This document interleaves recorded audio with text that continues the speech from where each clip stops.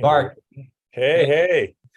so first off, I want to thank everyone for coming tonight. And I'm going to give Dr. Elmore here an invitation. First, I want to tell you guys a little bit about who Bart is. Bart, of course, is the author of the book that we are going to be chatting about tonight, Country Capitalism, How Corporations from the American South Remade Our Economy and the Planet.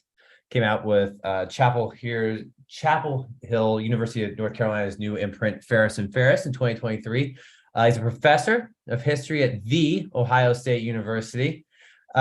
He's also written two other books. One is called Citizen Coke, as in Coca-Cola, and the other is Seed Money, about Monsanto. And I will say, I was telling Bart this before we got on, I've actually known of Bart now for like 11 years. When I was in grad school, Bart's advisor, who was then at the University of Virginia, Ed Russell, was interviewing at the University of Kansas, where I was, and he mentioned Bart in his job talk. He said, I have this grad student who's doing this really interesting dissertation now. He's turning into a book called Citizen Coke. And I always thought that was a really interesting idea. So I've read the book and I looked into it, and I was really excited that Bart was coming out with this book, and it linked up with our Six Bridges Book Festival this year. So before we get into our conversation, I want to kind of read a little summary of Bart's book before I let him explain it as well a little bit more, and as we chat about it. So from the blurb, it's the rural roads that led to our planet-changing global economy ran through the American South. That region's impact on the interconnected histories of business and ecological change is narrated here by acclaimed scholar Bart Elmore, who uses the histories of 5 Southern firms, which I'm sure will be familiar to all of you: Coca-Cola, Delta Airlines, Walmart, FedEx, and the Bank of America, to investigate the environmental impact of our have-it-now, fly-by-night, buy-on-credit economy. At the root, Elmore reveals a fundamental challenge.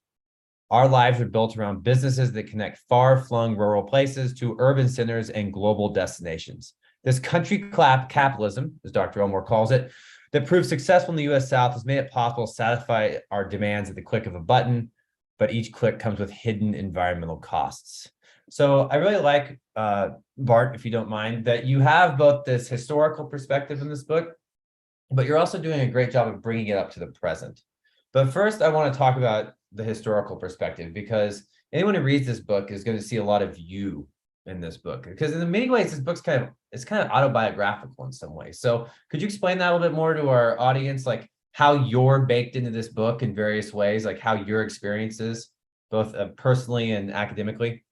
Yeah, well, thank you so much, Vaughn. Such a kind introduction, and thanks to Danielle, and thanks to the Six Bridges. This is amazing, and what an amazing experience to have, to connect with folks all over the country and to talk about this. So this is a gift, and I really appreciate the time. Yeah, for me, this was a book that was about coming home. And Vaughn, I think, we're trained as historians, I think, to some degree, to keep ourselves out of the narrative. At least that was some of the training I had, that, first person is kind of a boogeyman, and you don't want to do those things. But as I slowly started reading people I really liked, I noticed that, that rule might not apply in all cases. And I think in this book, I felt like I needed to be a part of the story. It's a book about a bunch of companies that I use on a daily basis. In a way, I grew up in Atlanta. This was a product of me coming out of the American South, going to school in the North, and looking back at where I was from with fresh eyes as a kid, and really as a college kid, kind of saying, what's my home all about? And both in the good and the bad sense of that, kind of recognizing the ills of the South more clearly from afar, but also seeing, stories that I might not have seen before from that perspective. I'll tell a story I haven't told before, and then I'll shut up about it. But when you talk about the personal, I was writing the Delta Airlines chapter when my mom passed, and as things happen in your life, you never expect these things to happen. She was 69 years old. She was a native Atlantan. I was going back home I was driving north. It's interesting. I just thought of it now. I was going back to that college that I started the book with. I went to Dartmouth College and I was driving up there, and we get the call, and it was devastating in the moment. And I remember trying to regroup, and of course, everyone's just immediately trying to figure out how do we get home? How do we do this? And it was Delta Airlines, that I flew home on. And I think as I thought about this story, and as now at 41 writing these books, not only is it a story of home and my own personal journey of kind of looking at the South in a new way, having grown up there, but also having left, but it's also a story of people, hopefully, and a story that I tried to get the perspectives of people inside the company, to tell a human story. And I think that's the thing with business history. It's so easy to say Coca-Cola did this or Delta did this, when in fact these companies are made up of people. And I really wanted to try and see if I could get that personal narrative down in this book. So I think in a way it was not only a journey for me as a personal journey to go back home and look at these businesses from the American South that changed the world that I grew up around, but I think it was also a journey for me as a scholar to work on some of the ways of doing business history that include that human voice in a more and in a way that doesn't necessarily villainize at every turn, but tries to understand like why decisions are made, and how did we get here? Yeah. And I hope that's what the book does. I think it definitely does. And I think it's really interesting looking at your three books now, your three single written books, and that, you start off with this story of Coca-Cola, and then you go to Monsanto. And so there are these two kind of controversial, almost boogeyman companies in so many ways, but you are humanizing them, but you're also setting them within these in environmental contexts. So in many ways, did you plan this out? I mean, did you plan this kind of? No. Okay. Because you can, see where I'm coming from here. It almost seems to make sense that these. It does. No, I really appreciate the setup here, because like the origin story of this book is exactly what you laid out. I wrote a book on Coca-Cola, a book I should mention that Coke doesn't very much like. If you look at the paperback of the Coke book, it has kind of an endorsement from the Wall Street Journal saying this is a book that you might want to read if you're thinking about these things. I doubt Coke will like it. And then the next quote is from Coca-Cola saying, "Don't read this book. It's full of crap," basically. And I was actually very hesitant to put that quote on the back of the book, because I never really intended it for this type of work to be a kind of us versus them. I've always felt like my goal is to try and get into the nuance and understand it. But the press was like, no, it's too good. We have to do this. But in the second book on seed money, I was writing that book while I was writing this book. I was writing two books at the same time, which for any historians or maybe grad students or people out there, I honestly don't recommend it. Some people enjoy that. It's like a break from one of the works and they can kind of, do something else. It was a lot of stress in that period. And it was partially because of the timing. UNC Press had reached out. They really wanted me to do something, but they were doing it around their anniversary of the press. And so I felt kind of this urgency to get it done. And the Seed Money book, which was on Monsanto, this was a book about Roundup and Agent Orange and PCBs that are in the headlines right now, because we know these chemicals are kind of still out in the environment. And so I felt a real urgency to finish that book, because I felt like it should be part of the conversation. And I should note one thing, Vaughn, when that book came out, it was a very stressful moment. It was a 10-year project, the Seed Money book. And I didn't know what was going to happen. Coke had been a little bit antagonistic. I got an email from Monsanto in my inbox. Well, Bayer, who owns Monsanto, they bought them in 2018. And I remember thinking, oh no, here's the subpoena. As I'm writing about 5 other companies, I'm like, oh, here comes all the chaos. But it was the most amazing email, because I remember my kind of blood pressure rising, what's going to happen here? And it just said, hey, congratulations. We've read this book.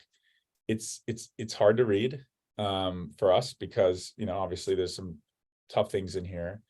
But we want to talk. And if you'd be up for it, we'd like to chat. And so that was super weird to write a book that you thought was, obviously taking some critical angles, and to have the company itself say, no, instead of saying this is junk, we'd actually like to engage in conversation. Now, you could call that greenwashing or all sorts of things. I got to know folks in the company. I actually believe there was an intent, and there is an intent to try and do something different. And so back to this book, by the time I was writing this book, I was having all these experiences, and I was, recognizing that if you tell a story with the human element to it, you might actually get, be able to move the dial and to have conversations with these entities that might change things. And so this book, in many ways, was a product of me thinking about which companies in the American South were not getting much coverage in the economic history that we go through when we go through our training in undergrad. And I started in Southern history, and I was looking at all these big businesses, and I thought, well, if I take this approach that seems to be, helpful and allowing me to have conversations with corporations in this book, we might be able to move the dial. But which companies to write about? And the long and short of it, for a long answer here, is to say, I was really thinking about logistics. I was thinking about what companies were in the spaces that we don't think of the South being a big player in. And that included finance, so Bank of America's in here, but it also included transportation with Delta Airlines. And it also included FedEx and Walmart, which I think are, leaders in retail logistics. And also Coca-Cola, in terms of, think about a product that can be in almost any niche in any market anywhere. They all figured out a way to really have this massive marketing might. And I wanted to understand, well, what was it about the American South that explains the rise of all these companies? And then last thing I'll say, Vaughn, is that I started seeing all the connections, as one does. Yes. Later, I started being like, oh my gosh, these aren't, discrete stories. In fact, it turns out that Hartsfield International Airport in Atlanta, where Delta, goes off to become the largest airline in the world at one point, used to be the racetrack that Asa Candler, the president of Coca-Cola, had made in, the 19th century. And then, there was connections to FedEx and so forth and so on. So it was a really fun journey, like all historical pursuits, to see the connections over time. But I started out with this bigger question of like, what happens when you write a big book about these pioneers and getting goods, people, and capital from small markets to the smallest and tiniest markets on the other side of the world. Yeah, you gave me like three things I want. Okay, so I was wondering, did you ever think about Tyson? I did. Okay. I did. And JB Hunt. Yeah, those are the ones they always talk about in Northwest Arkansas. It's like Tyson, JB Hunt, and Walmart. So, and you know what it took? It took spending time in Arkansas to realize this, Yeah. I grew up in Georgia, and I grew up going up to Gainesville, Georgia, and seeing chicken farming and noticing that whole story. The real reason I didn't include Tyson, and by the way, there's a fantastic dissertation that's going to come out at UVA that's going to be all about this in a few years. I don't know exactly when it's going to come out. I don't want to put any pressure on this student, but basically it's a history of Bentonville that looks more fully at the history of not just Walmart, but also Tyson and JB Hunt and the connections between them. And it's Olivia Pascal, who's at UVA finishing her dissertation right now. And that was the thing, traveling to these places and talking to folks that were from there, I started realizing, no, this is a much bigger story. But I felt like people had written a lot about chicken farming and the logistics associated with that, even KFC. And so I kind of wanted to steer away from the traditional things we thought of when we think of the American South, even though they're all connected in a way in the story. So go ahead.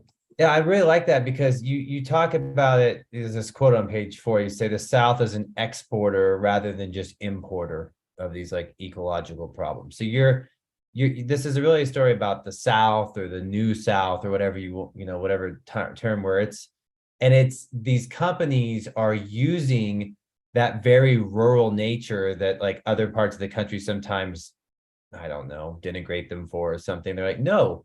I mean, you talk about how Walton, he's like, I'm going to use the very topography of where I live to break ground that no one else had ever thought about this. You want to talk about that a little bit of how what he's doing there, how he actually uses the Southern environment in this very literal way, or it forces him to think about things. Exactly. No, and thanks for setting that up. I mean, Arkansas plays a big part in this story because when I was thinking about, and I wasn't trying to cherry pick, right? I was like, let's think about some companies that are huge, and there's nothing bigger than Walmart. I mean, it was at one point became the largest corporation in the world. And I just started from ground zero there. I said, okay, I wanted to read everything Sam Walton had ever said, and kind of just wanted to start there. And the environment jumped off the page. You know, the whole reason he goes to Bentonville is an environmental story in a lot of ways. And it's not just him, it's Helen, his wife, you know, who loves the outdoors and tells Sam when he's getting into retail, baby, you're not going to take me to a big city. You know, no, I'm not going to Chicago. I'm not going here. I want to be in a small town where we can enjoy the outdoors. And Sam Walton, according to his friends, was the youngest person ever to become an Eagle Scout. He loved the outdoors. He was a Boy Scout. And he would say later in his biography that one of the things that attracted him to Bentonville was tremendous quail hunting in multiple states that he could hit. And so they end up in this town, not by chance, not really by chance, but in so many ways deliberately, in a smaller town in Northwest Arkansas. And you're right, it's from that location that everything else happens. It was the environment itself that mattered to Walmart, in the sense that you had Kmart and you had Target coming out of Minneapolis and Detroit in 1962, the same year that Walmart's creating the first big box store that they have. Target and Kmart are doing the same thing in 1962. So what gives? Why was one, you know, more aggressive and maybe get bigger over time? It was that Sam Walton was targeting towns of 4,000, 3,000 people. Nobody was doing that. Nobody thought you could take a 20,000, 30,000 square foot store and put it in a town of 4,000 people and generate enough traffic to build, you know, have millions of dollars in revenue. But it turns out Walton realized that with the new interstate highway system, people would drive 50, 60 miles from these smaller southern towns, get their goods and go back if you offered them really cheap prices. And that was the model. It was all about rurality. It was recognizing that rural America was actually the asset to American capitalism as he saw it, as opposed to a hindrance to growth. And the last thing I'll say about it is also, for anyone that's from Northwest Arkansas, you know, he talked a lot about the landscape itself, as you said, that the hilly nature of the Ozarks led him to be driving on these winding roads to his stores. And he just got he was going out of his mind. And so he got his pilot's license. And that was a huge deal because he wanted to get up over those hills so he could see, you know, get to his stores easier. And then when he was up there, he could see the retail landscape and the suburban growth, and he could see retail, as he put it, hanging out the side of his plane, you know, faster than everybody else. The last thing I'll say is, it's not a rah story necessarily. You know, it's to suggest that the South had certain ingredients that led to this, but of course, he's also depending on very cheap labor, often coming from this rural depopulation of an agrarian culture that's being very much squeezed at the moment. And so rurality in that sense is there's a dark history there of being able to use that cheap labor to really make those cheap goods over time. So at every turn, I think the countryside, that's why it's called country capitalism, is key to the story. Even though I think we like to think of the Steelers or Pittsburgh or whatever as the engines of American capitalism. Not so, really. Well, yeah, and I just thought of this. He's even a big thing that made Walmart so successful is they're damming up all these they're creating man-made lakes. And so they're literally displacing people. Yes. And those same people are coming to Walmarts to buy sandals and lotion, sunscreen lotion and stuff to go to the lake, but also they're also working at these Walmarts. And you get some really interesting stuff about like paternalism and the family. We'll come back to that. I thought that was some interesting things you did there as well. You also mentioned here so, you know, I don't know if I'm so one-track minded. I don't know if I could write two books at once. Don Worster, who was actually his advisor, Bart's advisor in graduate school, took over the position of Don Worster where I was. But Don would always be like, Dr. Don Worster would be like, you always need to be writing two books at once. So you write on this one and then you go edit that one. And I was always like, wait, what? So I guess it can be done. But what's your writing process? What does writing look like for you? I love to talk to students about this. Other people like, what do you have a place? Do you have a process? Do you have a system? What do you do?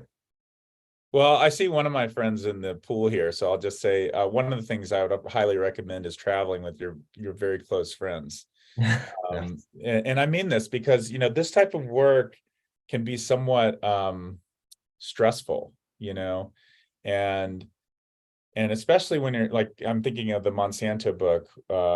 A friend on the call here was with me in Vietnam, and we figured out how to get into the headquarters of Monsanto in Vietnam.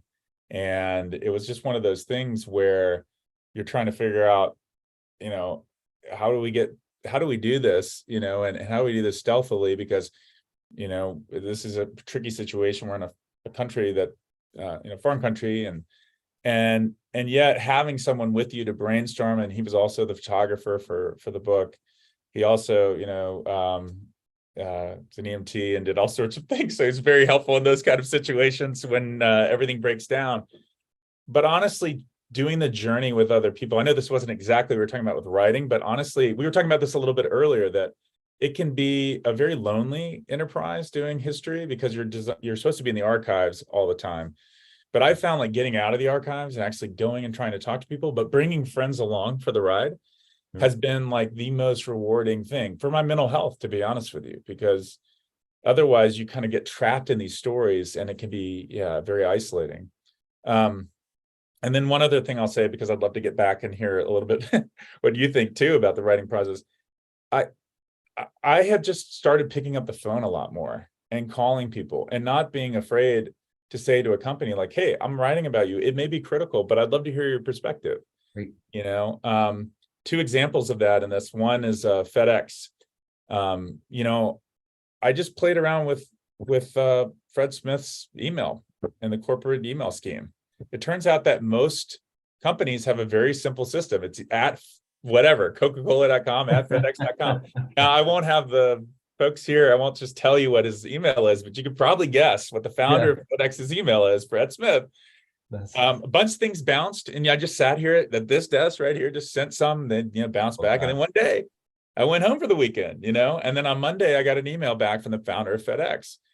And I think it was also about the approach. I'm here trying to figure out how I'm going to talk in a way with the full range of human emotions this person deserves, whether you like what FedEx does or not. Like, let's see if we can get the story right of why did you create this and how did this happen?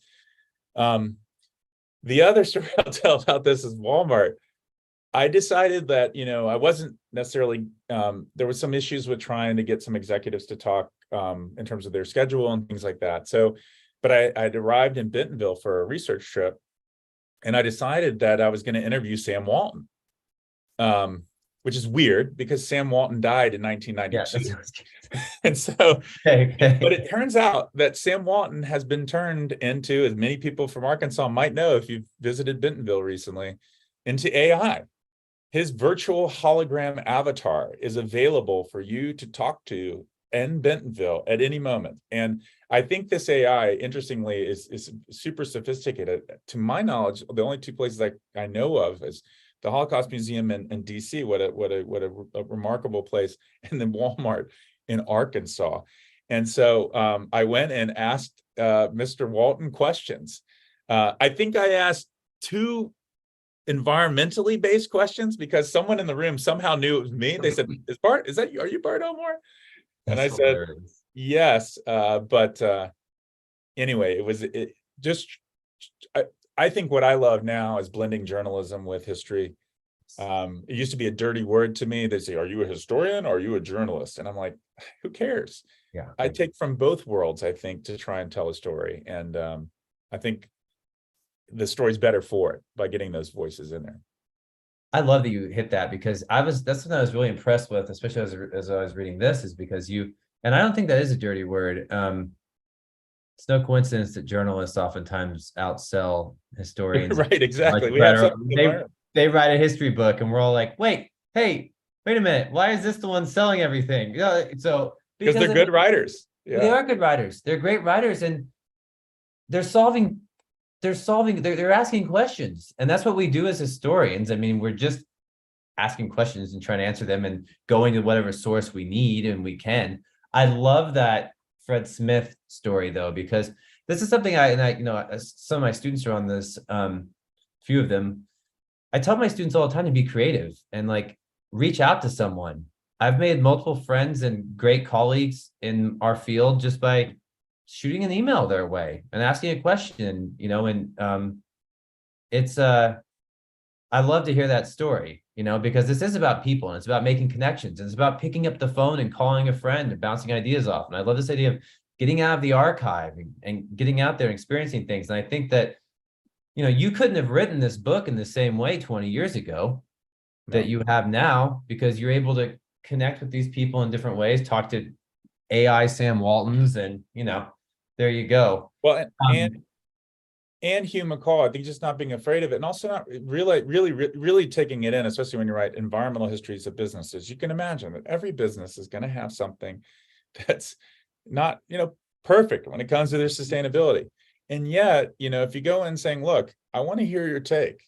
Yes. I know that you have kids. I know that you are human. And that's what I've learned from history, that I bet you that you want to do some good things here. Now, I will also say, when you do this, sometimes you find people that are what you think they are, and I think our job as historians is also to call that out. In the Monsanto book, there's a document from 1969 where an executive hand writes on a confidential meeting note when told that this chemical PCBs is toxic. Everyone knows it in the room. They're actually saying the subject is snowballing. What should we do? And he writes, well, maybe we should just sell the hell out of it as long as we possibly can and do nothing else. And they did go on to sell that product. And so I think as a historian, it's sometimes people will say, well, they just didn't know. And I do think our job as historians is to say, no, this is what they knew and this is what they did. And there's a certain degree of accountability there.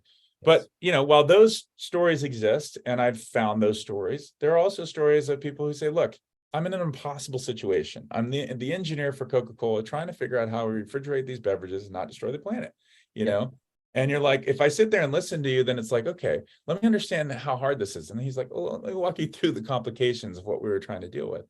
And so anyway, it's not that I've mellowed. I'm still the idealist that I was when I went to graduate school. I believe that history should be used to make a more sustainable economy. But I do also think that we're not going to get there unless we're having conversations. So back to, taking risks. I think you're right for your students, just think outside the box. How can you get a hold of somebody? Exactly. Don't treat them as like a black box. They're actually there. If you're doing late 20th century stuff, yes, you could talk to them. Well, that's what I'm super jealous about you with, is because all my stuff's in the 18th century. And so I have but you don't have people coming after you writing your book. So. I have some crudely drawn self-portrait of someone and some notes that they don't spell anything right. Anyway, I'd kill to be able to reach out to my subjects. But I'm resisting not getting us to be a conversation about mermaids and stuff, because I can't talk to them, that's for sure. I like that you brought up Coke though, because I kept thinking about this, because I'm like, okay, Coke's back. All right. But you have a really interesting, and you obviously had some good interviews, some good conversations with the, I can't remember what his position in the company was, but you have that vignette, if you will, with the hydrofluorocarbons. When he was working with that Japanese company, they're going to produce these new refrigerants. They're going to be better for the environment. And then he finds out it's falling through. And he's like, I'm going to lose my job. He of course has some selfish, I'd be the same way. He wants to be better with the environment, or so he says that, and then it doesn't work out. But like, my question is, this is obviously overlapping with Citizen Coke, where Coke was like, don't read this.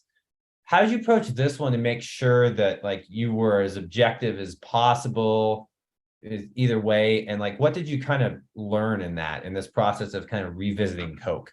Well, I think if you're a good scholar, then you throw yourself under the bus every now and then when you acknowledge what you didn't do well before. And I think in that first book, it's a lot of Coke did this, Coke did that. In other words, I didn't work hard enough to figure out, well, who was it? Was it the vice president? Was the manager disagreeing? Trying to get a little deeper. And I would even say I could even do more of that. I think moving forward, that's my goal, is to make sure that I'm being fair to all the players in the story. That doesn't mean, again, holding back when you find something that's not good. But in this case, yeah, that's what I did. And this is a very good example. So I had written a book on Coca-Cola that tried to explain how Coca-Cola basically conquered the world. And I looked at each ingredient in the product, and I went around to Peru and to find the coca leaf story, where Coca-Cola got their coca leaves from, the cola nut story in West Africa. And it was a really global project. How did they get all these ingredients at such low cost that they could be everywhere? And during the writing of that book, the chief sustainability officer at Coca-Cola did not take an interview with me. The interview you see in this book is the chief sustainability officer, that same chief sustainability officer who had retired from the company and now was willing to talk. Sure. Okay. Which meant that it was a really moving moment for me, because it was like I had spent 10 years getting no answers, and then finally here we were talking for 2 hours. And at the end, Vaughn, of that interview, he said something like, "Yikes." And I remember thinking, "Oh, I think yikes too," because he had said so much.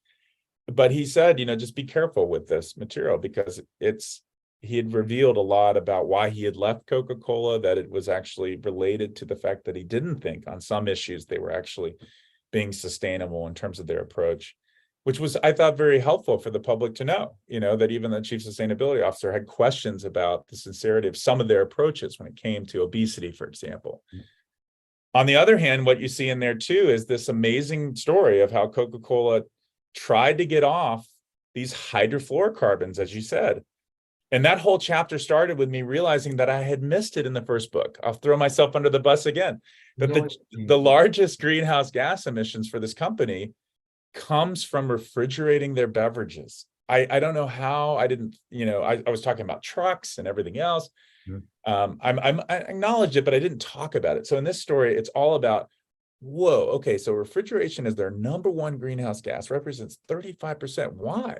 And it turns out that HFCs, hydrofluorocarbons, that they were using in the 1990s and onwards were 1,000 times the global warming potential of carbon dioxide. And it's not to blame them. Look, there's my air conditioning unit over there. It's got, exactly. I'm as in this story as anyone else. I was thinking about that as I read that. I was like thinking of all the different refrigeration units I see all the time, and had never thought about that. Yeah. And yet Coke had, and this is what was so revealing in getting these interviews. In the 1990s, the engineer who talked to me that was inside the company, who was in charge of dealing with this issue, he was told by German engineers that they shouldn't do HFCs, that there were what were called natural refrigerants, these refrigerants that at the time were made of isobutane and hydrocarbons, which, by the way, are now being used in a lot of refrigeration equipment, that are, even though it's hydrocarbons, even when you think of it as kind of fossil fuels in a way, they're orders smaller impact in terms of climate change as a refrigerant than HFCs. And they said, you should use this. But the issue was country capitalism. And this was so amazing to hear the conundrum. They said, okay, that's great, but we're Coke. We operate in these small towns, rural communities, Arkansas, Alabama, Georgia, where I grew up. How, if those things explode, and that was the issue, it's flammable, we're going to have a crisis on our hands. Hmm. So understanding the network and the issues they faced helped me understand, oh, I see why they chose this. But then ultimately, still, they needed to figure out a solution. And so in 2000, after getting pushed by Greenpeace, they actually start developing carbon dioxide refrigerators that use carbon dioxide instead of HFCs in their refrigerants. Now you can imagine there's like a marketing problem here. You've got the quintessential greenhouse gas as your refrigerant, and they're trying to say, no, we're using it because it's thousands times better than what we're using, which is, we don't want to reveal that. But so anyway, it was just learning how they did all this and how they had to go through that made it a more human story, I guess. Yes. In solving the problem. I liked it. I didn't like the thought of hot Coca-Cola during the winter months, but for the audience, at one point, Coca-Cola was trying to figure out this is popular in the summer, but how do we make this a winter thing? And they're like, drink Coke hot. It's like, if anyone's ever had Coca-Cola, like when it's been left in a car or something, and you're like, I'll do it anyway. No, bad idea. But Don't do it. But I will say this, last thing I'll say, the sustainability, for anybody that's in business or thinking about this and is curious about the sustainability things in here. One of the things I talked with Jeff a lot, Jeff Seabright, who was the head of the sustainability at Coke, is I said, well, did you think about just not having those cold Cokes everywhere? Like, in other words, this arm's length of desire, this was the phrase that Robert Woodruff, who ran the company in the 20s, came up with, that it has to be available and cold within an arm's reach. That what I'm calling out for companies to think about is, what are your mantras that go back to the 1920s that you might say, is that smart? You see at Kroger, for example, Coke keeps perfectly well on the shelf when not cold. Yes. So are there ways you could have really tremendous savings by rethinking that it needs to be available and cold in every single spot? That's the kind of thinking that I think comes out of wrestling with their really human problem, but getting them to think about their history a little bit and kind of confronting that. So we'll see if they take that advice, but I think it's smart. Yeah.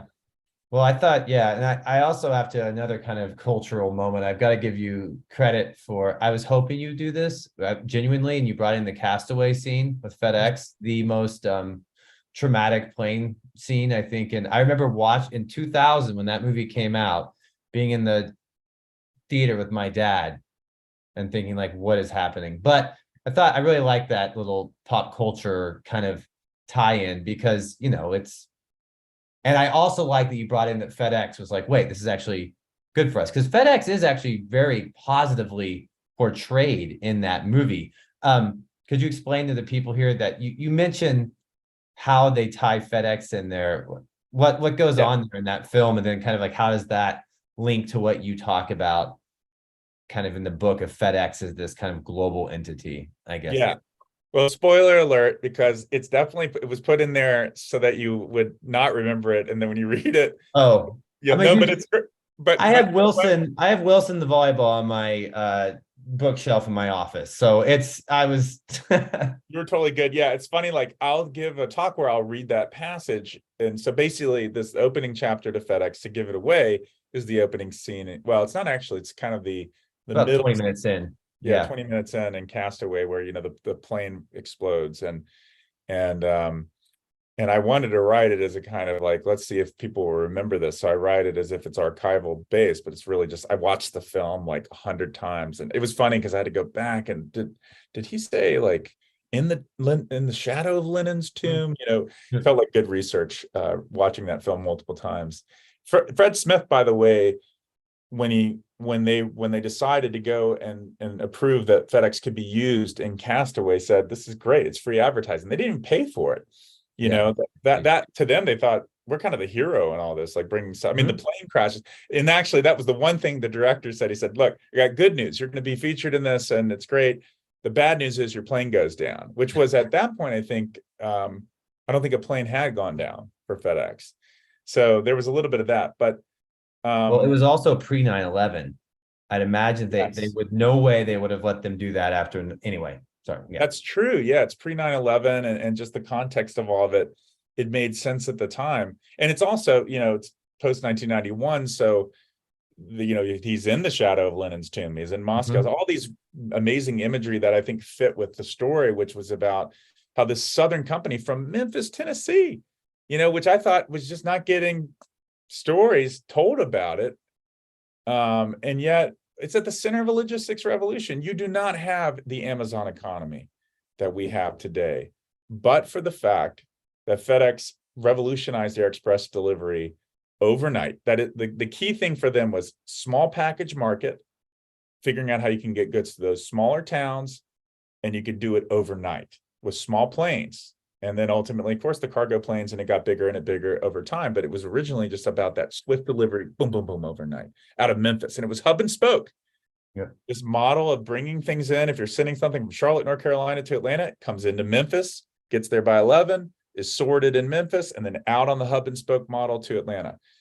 And by the way, where did they steal that model? They stole it from Delta Airlines. Delta Airlines, which started as a Mississippi Delta crop dusting firm, ends up in Atlanta, but had been that's why it's called Delta. It was servicing the countryside, country capitalism. It was doing crop dusting, and it expanded globally because you have opposite growing seasons in places like Peru and the American South. So why did Delta get so big? It grew because of this, country capitalism model. It turns out rurality was an asset in the early 1920s when they were emerging. Then they end up in Atlanta, but you got small southern towns. What are you going to do? Hub and spoke model, 1955. That's what made Delta different. I can also see my friend, he just went through the Atlanta Hartsfield International Airport with me, and everyone was complaining on text, this is the worst airport ever. Turns out it's the most efficient airport ever. It doesn't feel that way when you're in there because so many people are coming through.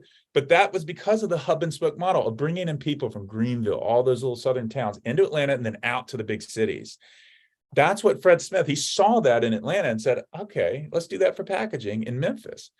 And by the way, last thing I'll say about this is environment matters. The reason Memphis was chosen was in part because Fred Smith had family connections there. He grew up there, but they looked at a bunch of other cities. They even considered Little Rock, Arkansas. Yep. It turned out that the fog at the Little Rock, Arkansas airport, which was more consistent, was a problem for them because they wanted to have clear skies and clear conditions. But it would have been good because of the environment. They wanted a place that was far enough south in the middle of the small package market. So that's that Midwest South where they could expand but also be far enough south to miss that snow. They didn't want to be in Chicago. They didn't want to get stuck in that hub and spoke in a blizzard. And they wanted to be far enough north that they weren't in the hurricanes of the Gulf. So again, there's all these connections, the environment's there, and yet it goes global, right? And as you see in the Castaway story, that model then becomes the model for the world and really the model for Amazon and Jeff Bezos. Well, I think that's a great point you bring up too, is because we all live in this Amazon world now, and it's like it all started. And for us, I'm in Canada right now, but usually I'm down in the South. And there's also, I meant to say this. You mentioned another one of those kind of cool overlaps in that where Walmart in Morrilton, Arkansas, which is just 20 minutes down the road from Conway, where I live, they took over an old Coca-Cola bottling plant, right? Yeah. And threw a Walmart in there because they're just so it's like I see now as you're reading this stuff, you're like, oh, aha. And I can imagine that as you were doing your research, like you were saying, you're making these connections and things just are making sense. But let me make that you teed it up because it's such an important point, no matter whether a student of history listening or you're a business person. The thing that I really saw by the end is that this, and I'm putting it in quotes, the Amazon economy really did come out of these logistics transformations in the South, and not just in a tangential way. I started reading Jeff Bezos's writing, and I started saying, well, let me just see, like, does he talk about these firms? And yes, he talks about these firms. He flies to Bentonville, Arkansas in the 1990s when he's going to launch his Amazon empire. He reads Sam Walton's biography before he shows up. He's enamored. And who does he hire to build out his first distribution systems? The managers at Walmart. He poaches them from Bentonville, Arkansas. Wow. This is the Amazon story, and I'm talking to an Arkansas audience. This is an Arkansas story, and for better or worse, right? And as I say, we're all complicit in this. I think there's a story of tremendous economic growth, but there's also environmental costs associated with it. They got sued by Walmart. That's how for poaching basically some of their top talent. And then the other people that he's hiring at his first warehouse, Memphis, Tennessee, FedEx. It's one thing to say the internet and Jeff Bezos and Silicon Valley and the Pacific Northwest and these venture capitalists made this all happen. Yeah, he worked at D. Shaw. Yeah, he understood finance. But it turns out when it came time to figure out how you're going to actually move stuff through the economy, he went straight to the American South, to the companies in this book, because he saw that they had figured out a way to get things into the smallest markets, into rural communities, and to do it swiftly and overnight. And on credit, that's why the Bank of America is there, right? Yep. I was just about to tee you up there, Bart. Yeah, Bezos mentions, like, was it in your conclusion? You talk about how he Amazon, they're getting into they had a credit card that they released or something, correct, off the Bank of America model. What? Totally crazy. Yeah, because like I thought about all the components of Amazon as I was getting to the end of the book, and that's where Bank of America comes in. Obviously, Bank of America has roots in California as well, which is a point of this book. It's not to say that like the South has some kind of monopoly on businesses that made it big by figuring out that the countryside was a place in which you could make a lot of money. We talked about environmental history at the start of this talk. There's a great book on Chicago by Bill Cronin about, Yeah. about that. Yep. and yet I kind of thought, wait a minute, what about my place? I thought actually Chicago's great, but it turns out that this story of the countryside and the city being connected and kind of co-evolving is taking place just as well in the South.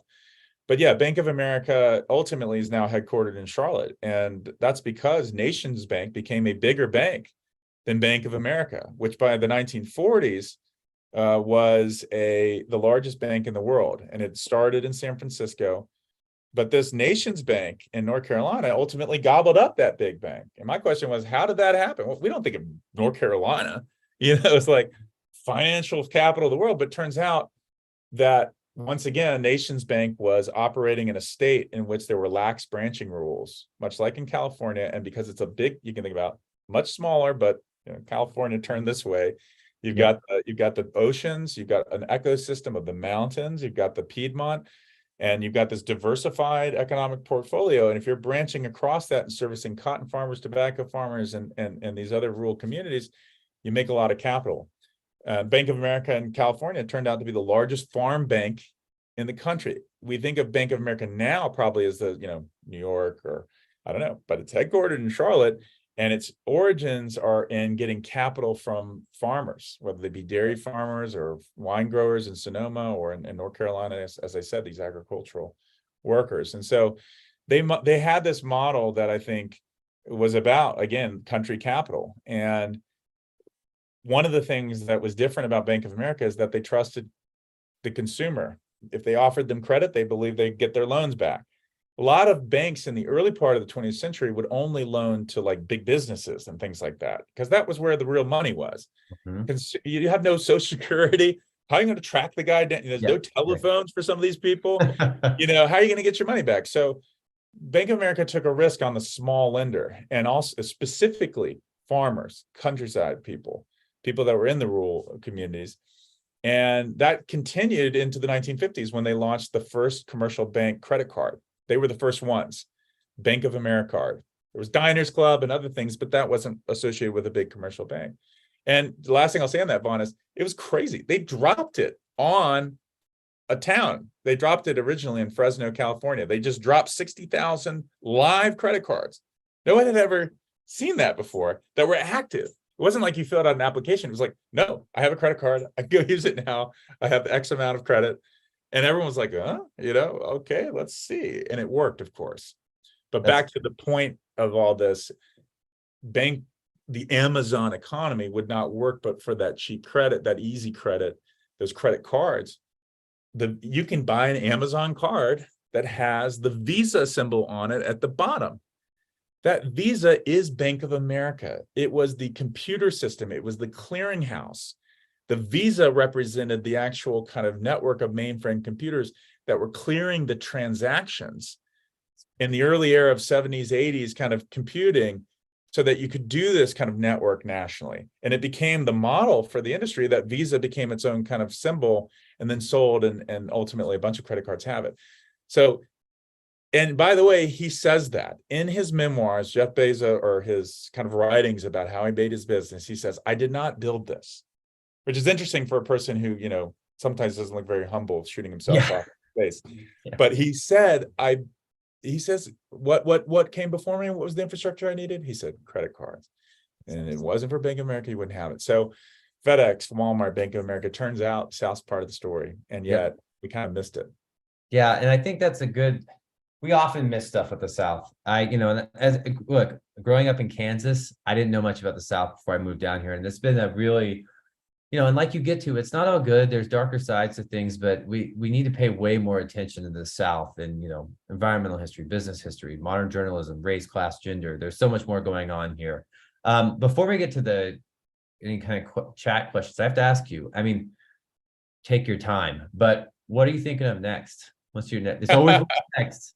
I hate that too. Sorry, I hate when people ask me that, but I have to ask you. So, Well, one little caveat about what you said, because I think it's worth mentioning, because I didn't touch on it as much because we've been riffing, having just so much fun, and I really appreciate it, Vaughn. You've read the book so closely, and it's so fun to do it. But I do want to emphasize that this is not a rah-rah story, and in fact, the whole point of this book, having grown up with personally, while having watched the horrors of the effects of Jim Crow segregation in the American South, and how race intertwines with the story, that's precisely why I wanted to write this book.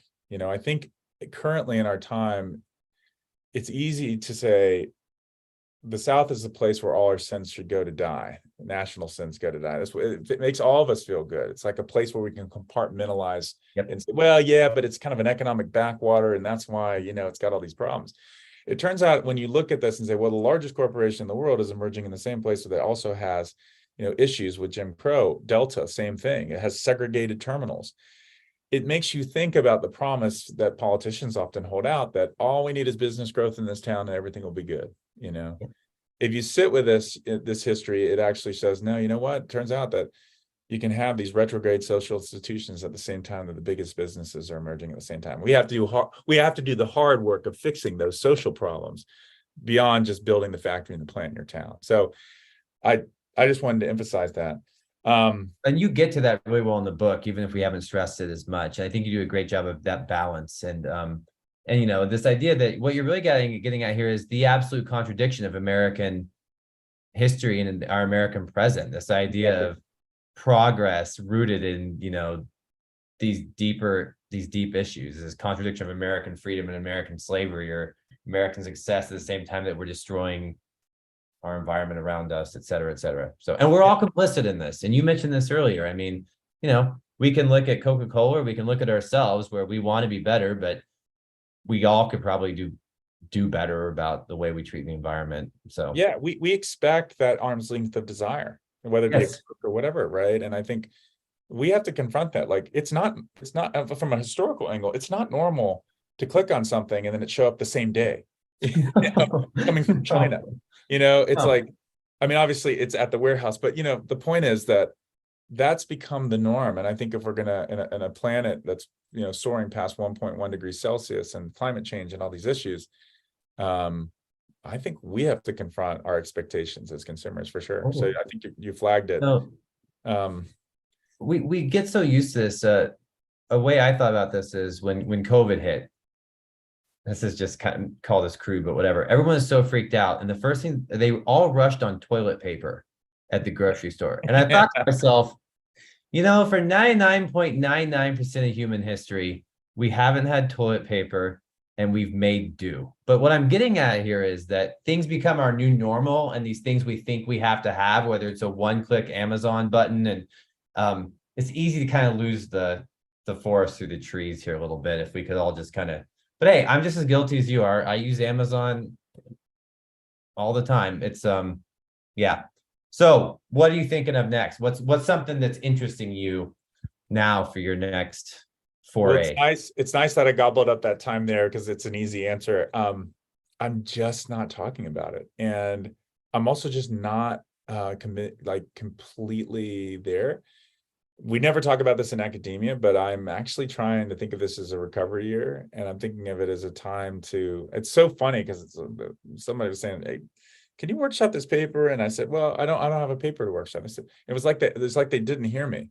They were like, well, no, just send your paper. And I said, I don't have a workshop. I don't have a paper, No. And I think in our time, it's in academia, it's like, you've got to be on all the time. But I honestly I have a good idea. But I'm kind of holding off on talking about it because I think once I do, it'll kind of get its own momentum. But I'm kind of enjoying the fact of just taking this moment and reflecting on this, and frankly, continuing to converse with the companies that I've written about and see that through.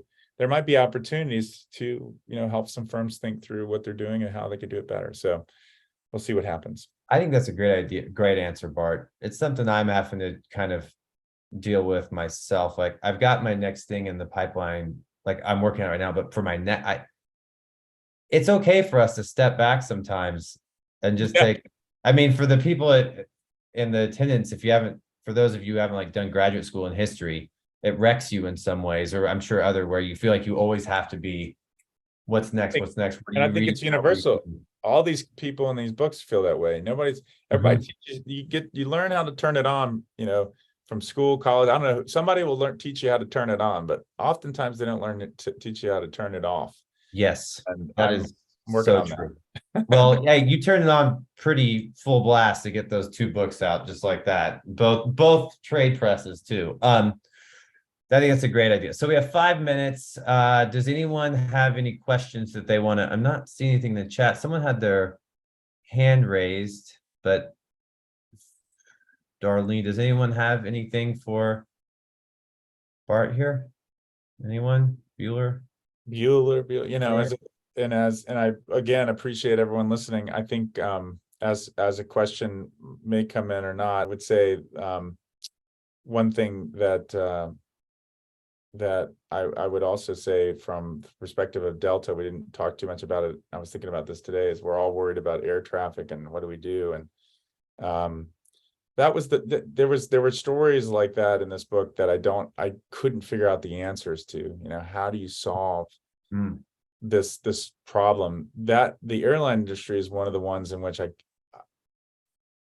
we're just not there. And yet No. I'm, flying to things. It was nice to do this on live stream because it meant, less of a footprint. But I do think in other examples in this book, there's attempts to try and get at answers as opposed to just suggesting there are problems. But Yes. I'm not sure. I appreciated that. Yeah, and I will say I was thinking about this as I was reading your book and boning. I've already read it, but I was boning up on the way here. I'm reading this chapter about Delta as I'm flying Delta up to Canada to do a 1 hour talk tomorrow, and I'm like, God, I suck. But anyway, okay, I'm the worst. All right, so Danielle, I have a question actually. Do you find that generationally your work reflects a change in greater historical scholarship? Is the model of research and writing becoming more common with academic historians? So like, I think Danielle is trying to say like, is the way you write trying to reach a broader audience, like we call like journalist history? Do you think that's becoming more common? Yeah, I do. I think, I'm getting a lot of emails from people saying I'm going to write for trade as opposed to writing for university presses, and what are the dangers there. I think a lot of people in academia think that if you don't write for a university press as opposed to a trade press, which is meant for a broader audience, that somehow that'll be looked down upon by your peers and you won't get tenure or whatever it might be. So my feeling is that's bunk. I think we've gotten to a point where historians recognize that if we don't start having a much more visible presence in this public sphere, that we're gonna kind of be like dinosaurs, and that didn't end well. So I think for us it's I just do. I think, your work too, Vaughn, I was looking over your stuff. I think all of us are trying to map out that way of how do we talk to that beyond the academy, and I just don't have any fear of it. You still get critiques. People will say, is this real scholarship? And I just say, go check out the footnotes. If you got a problem, then come to me, because yes. Norton never made me touch a single footnote. That's such a misnomer that when you write for trade, like, oh, all of a sudden it's going to be dubbed down. They literally wanted me to beef some of them up. Yeah. So that's all I have to say. And I feel like there might be another question or two, so I don't want to go on too long, but I totally agree. Reaction didn't make me touch any of my footnotes either. That's for my not trade book on your level, but yeah, as long as you get the research in there, if more people are reading it, then all right. Yeah, it seems we might have trouble with folks getting their questions in. Yeah. So bad. I can imagine what they are. Yes, yeah, but I think that I'm going to pick your brain at some other point. I'm impressed that your first book being with the trade, that's impressive. Yeah, but I'll say this too. I think, one of the things about being a writer is wrestling with your ego, and you learn that very quickly. I don't think we talk about that enough, that, part of doing this is you're putting yourself out there, but there's also this there's this side of all of us that's like, ooh, this is fun, you know, and in which your own personal ambitions can kind of come to the fore. And I felt very uncomfortable with that over time. Like, and I meant that like in the sense of, interesting things happening in the journey, and moments of what we might call 15 minutes of fame or whatever it would be, and recognizing how easily it is for that to be almost like a drug or something that drives you. And as somebody who really cares about, as I said, creating a sustainable economy so that we can all live on it, so that my 2 kids can live on it, kind of recentering yourself on the message and recentering yourself to commit yourself to the objective is something that I'm really committed to now. And so it's been a journey to go through that, because you're out there as a person, and there's a kind of a personal brand, as people like to say. I kind of don't like that, but in any event, I think I'm approaching this a little bit more humility than I did when I first started, which I think will make for better history in the long run. Yeah, hey, I think you're a great guy. I really appreciate this. Humble, good, smart guy. Appreciate your time. I think everyone else did too. And so, yeah, I look forward to chatting with you more in the future. And I thanks for everyone for coming today. Hopefully you guys learned a little bit more about where y'all, which I don't say y'all because I'm not from the South, where you all come from. And yeah, so thank you so much, Bart. Really enjoyed it. And guys, go buy his book. It's, you know what? Another huge great thing about this is it's slim. It's not too long. And that takes skill. So that I really like that. I'm a huge proponent of a good, tight, well-researched, well-argued book. And that's well, and last thing I'll say is, if anyone needs to reach out to me, I'll respond as immediately as I can. I'm the only Bart at Ohio State. And if you're a writer or if you're a business person trying to figure something out, the thing I figured out is we have to have conversations to like help each other out. So I'm here to help however I can. And I'm sure some of you could be a real assist as I think about the next project. So thanks for the time, and thanks a lot, Vaughn. This was really great. Thank you. All right. See you guys. Have a good evening. Bye-bye.